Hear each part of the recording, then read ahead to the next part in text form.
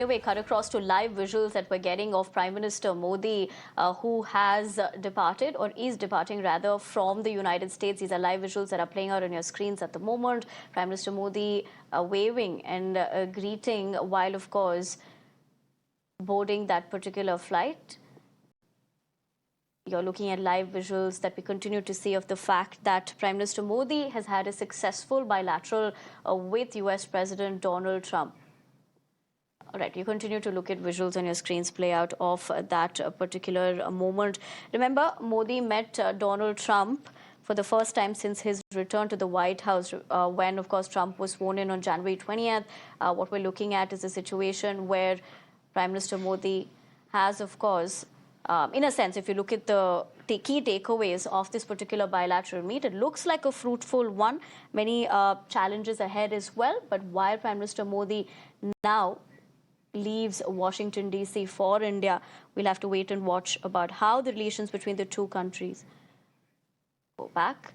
But Prime Minister Modi, of course, began his two-day visit on Thursday, in fact, with a meeting with U.S. National Security Advisor Michael Waltz. While we look at these live visuals, Senior Executive Editor Madhav Das Gopal Krishna gets us more details. Let's listen to him.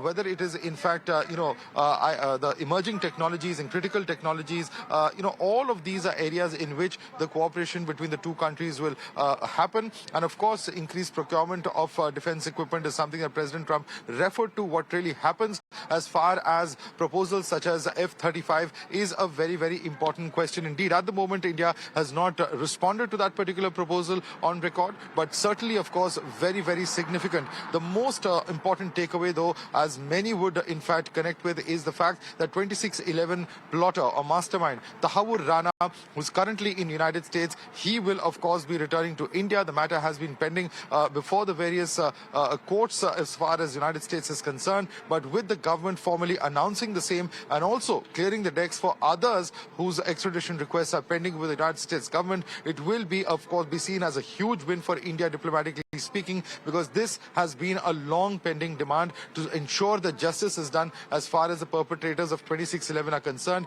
And the very fact that it's taken 17 long years shows how difficult a decision or difficult in terms of development this is. Massive, massive win there for India, certainly. And of course, the fact that the two leaders, their own camaraderie, their own equations that were clearly visible. Challenges certainly there as far as tariffs are concerned, but a trade deal is expected in fall this year. So the next 7 to 8 months of negotiations will be very crucial. A lot of work has already happened in Trump's first round or his first tenure as the president. So clearly, of course, picking up from there remains to be seen really how these negotiations will go through and whether a trade deal can finally be worked out. Back to you, Pratibha. Right, Mother. Thank you very much for getting us more as far as the key takeaway of that is concerned, while we continue to look at live visuals from just a few moments ago of the same. But for now, we leave it at that. Let's shift our